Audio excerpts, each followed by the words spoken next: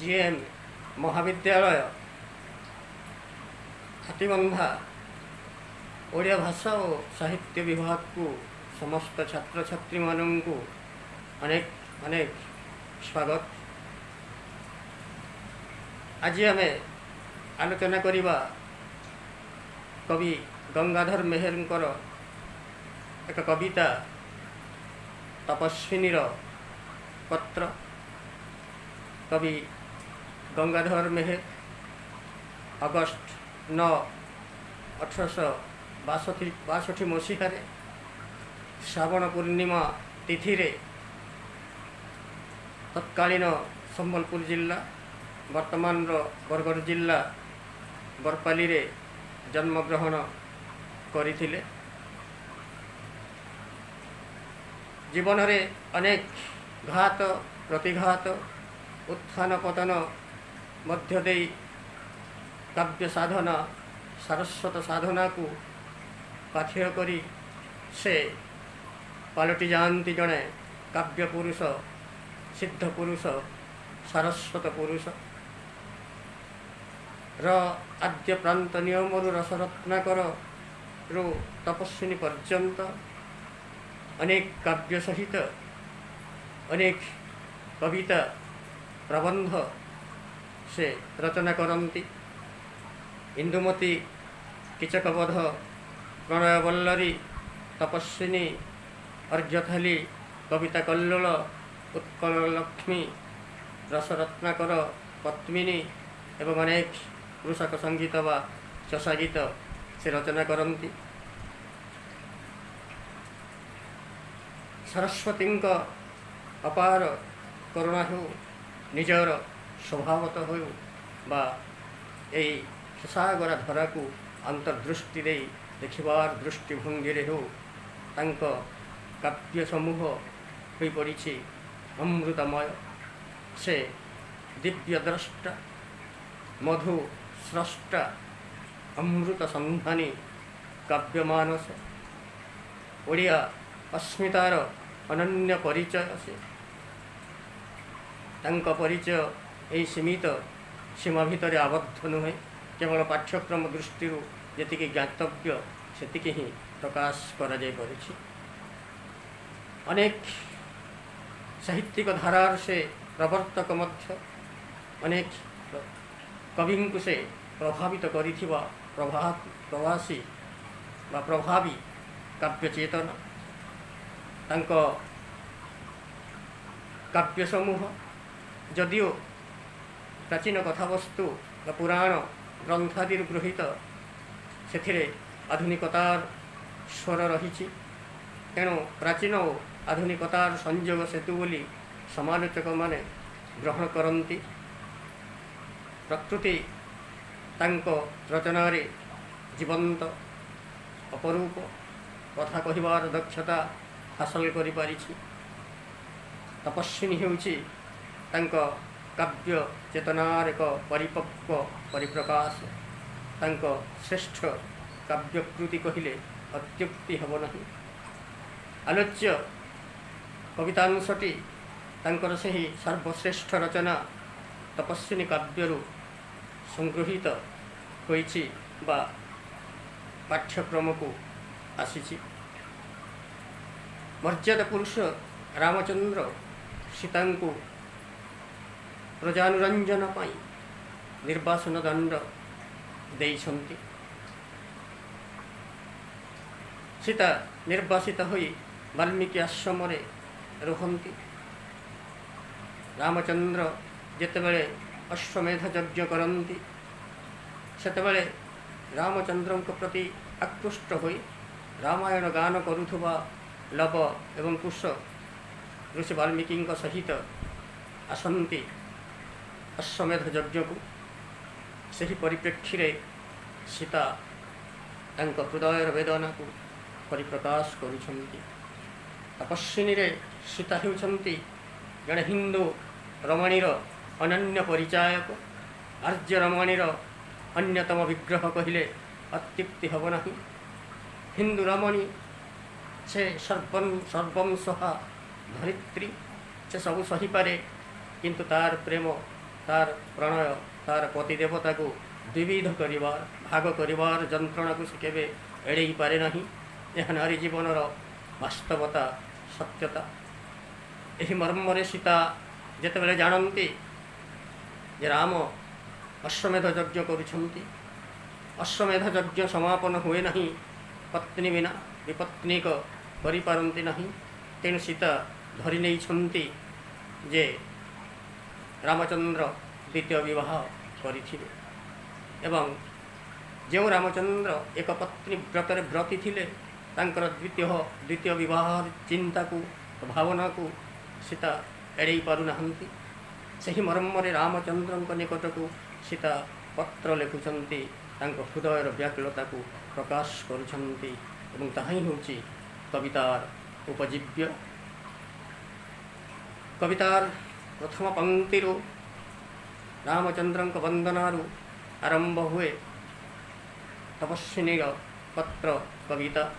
शरणवत्सल ध्वजरिपु गजांकुश दुखगिरी ब्रज जहि देखते विदुष राजराजेश्वरंक से पादपद्म द्वंदे दीन भिकारुणी दुरु नत शिरे वंदे। जे शरणवत्सल ध्वजा को उड़ाती, जे रिपुदमन पाई अंकुश तुल्य, जे दुखगिरी को वज्रतुल्य दुख रूपक गिरी को वज्र परी संहार करि पारंती। जहांक हृदय दुख निराजन पाई वज्रर अनुसंधान करते विदुष ज्ञानीगण। जे सही राजराजेश्वरंकर पादपद्मद्वय दीन भिकारुणी सीता नत शिरे वंदना करती। तांको अनेक आशा एवं आश्वासना नहीं सीता पत्र लिखुंती। से आशा तिमिर को भेदन करने कातरे अति दुखरे कांतरे थी निवेदन करुछंती। सीता वर्तमान निर्वासिता से कांतारे अछंती अरण्य अछंती। सेपटे रामचंद्र महाराज महायज्ञ दीक्षित होइछंती। तांको पाखरे नवबामा दीक्षित होइथिबे उपविष्ट होइथिबे। सीता परिकल्पना करुछंती मु निर्वासिता होई वर्तमान अरण्य अच्छी जंगल अच्छी, किंतु हे राजराजेश्वर हे महाराज तमे यज्ञ पाखरे यज्ञ अश्वमेध यज्ञ दीक्षित होइछ। तम पाखरे नवबामा दीक्षित होइथिबे। मुग्ध बधु मुग्ध हेब बोली सतगुण बढ़ी जाउथिब तुम्भ सकल सद्गुण। रामचंद्र सद्गुणर पारावार मर्यादा पुरुषोत्तम रामचंद्र, किंतु नूतन बधू को पाखरे पाई तांकर सद्गुण आहुरी बढ़ी जाउथिबो। तांको आचरण आहुरी विविध होई पड़ुथिबो। तांको आचरण आहुरी मर्यादावंत होई पड़ुथिबो। आचरित महायज्ञ करिब प्रदान अशेष रतन धन क्षौम वस्त्रमान।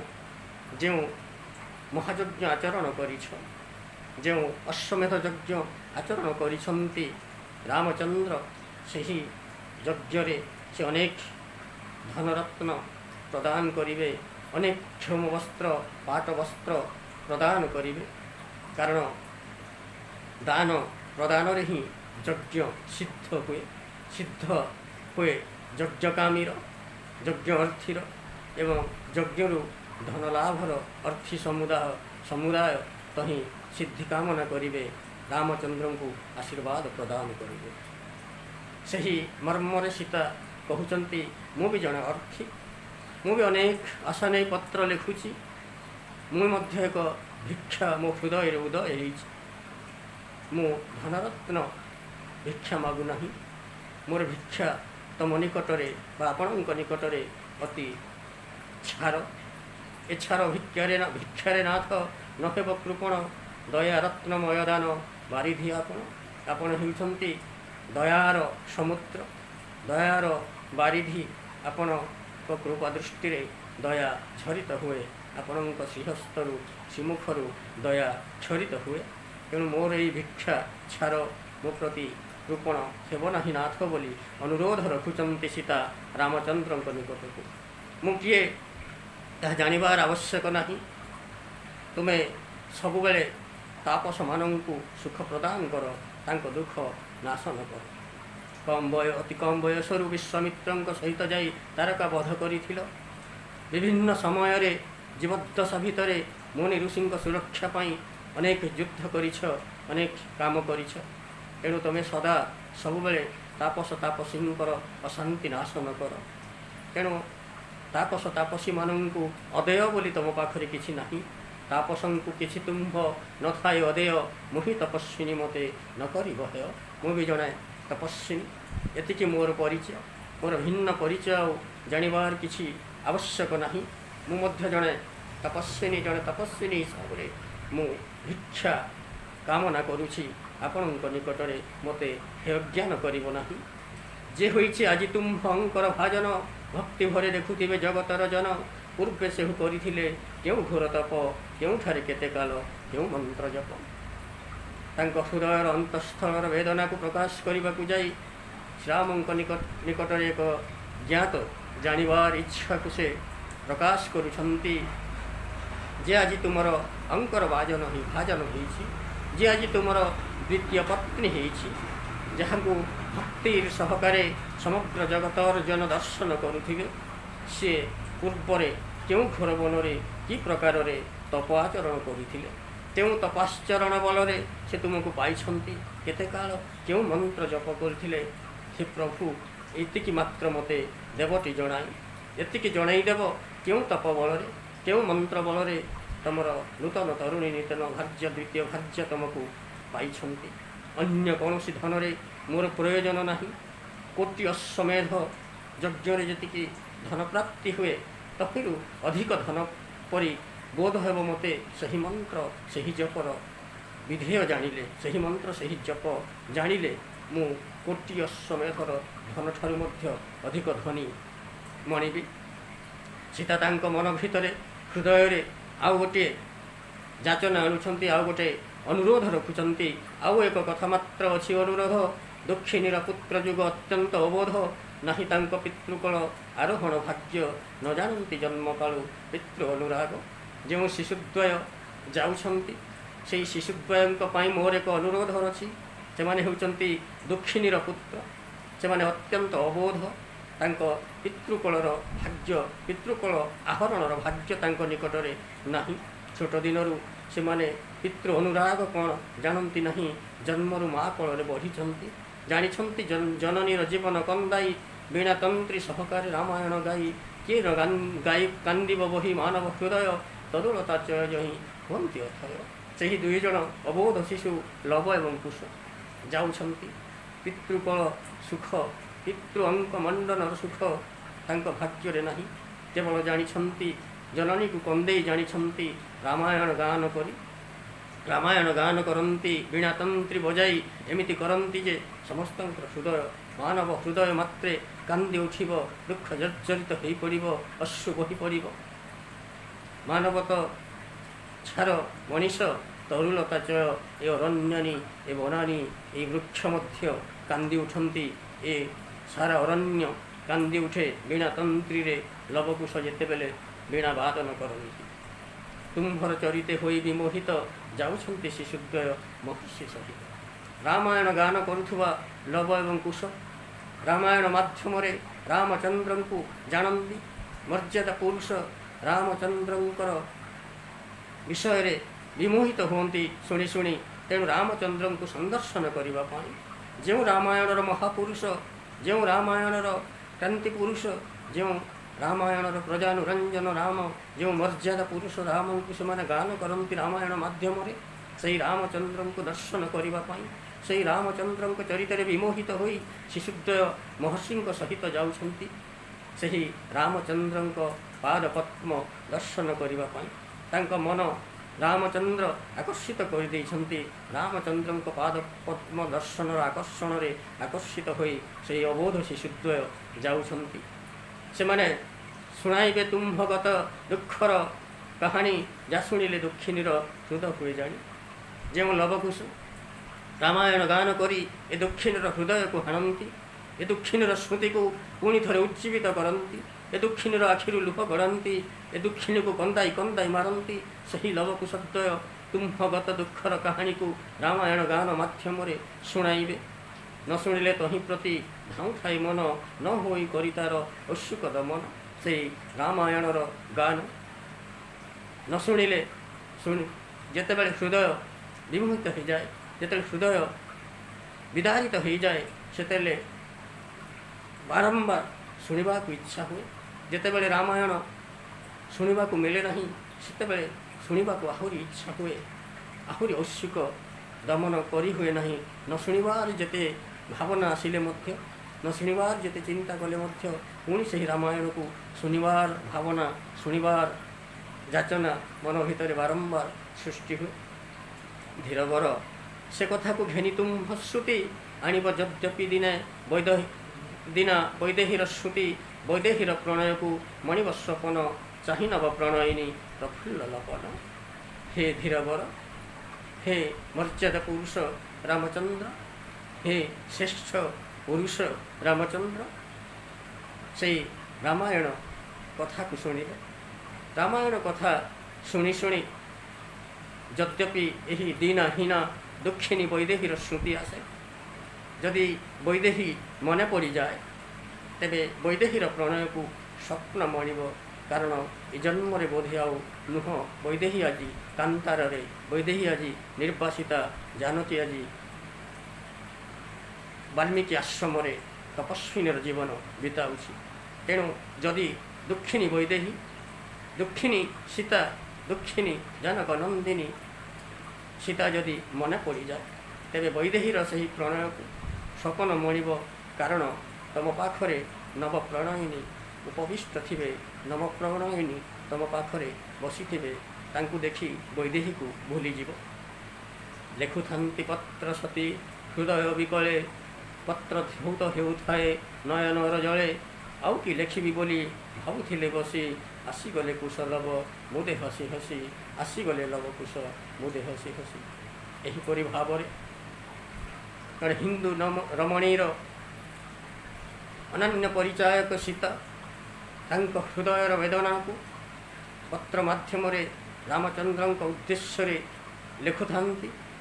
लेखुथांती पति सती हृदयर विकल अति विकलर सहित अति दुखरे पत्र लेखुचंती सीता रामचंद्र निकट को सही पत्र नयनर जल नयनर लोतक अश्रुरे धौत होउथाए बुंदा बुंदा अश्रु परी पत्र भिजी जाउथाए आउ कौन लिखिबे आउ कौन भाविबे या चिंता करू करू लवकुश आसी पहुँची जाइछन्ति लवकुश आसिला परे देवी आउ पत्र लिखि नाहंती जदिओ कविता एठी सरीछि किंतु यार परिणति आहुरी मर्मस्पर्शी होइछि कारण सीता जानिछन्ति जो बामा को नहीं जो रामचंद्र द्वितीय पत्नी को नहीं तांका मन भितर संदेह सृष्टि होइछि जो रामचंद्र द्वितीय विवाह को नहीं तांको हृदय विदारित होइछि से द्वितीय पत्नी परवर्ती समय सीता जानुचंती से द्वितीय पत्नी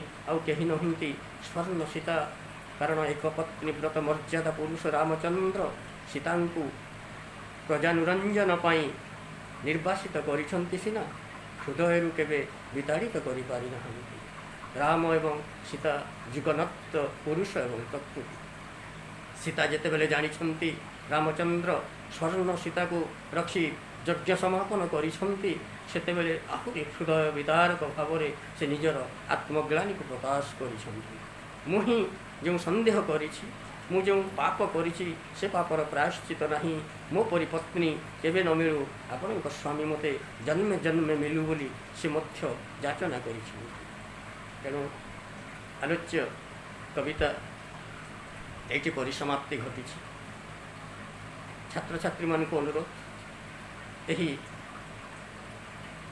शिक्षादान पाठ्यक्रम को आग को जारी रखा मन ध्यान सहकारे शुणी जोटी जहाँ संदेह रोचे पुणी जणाइबे।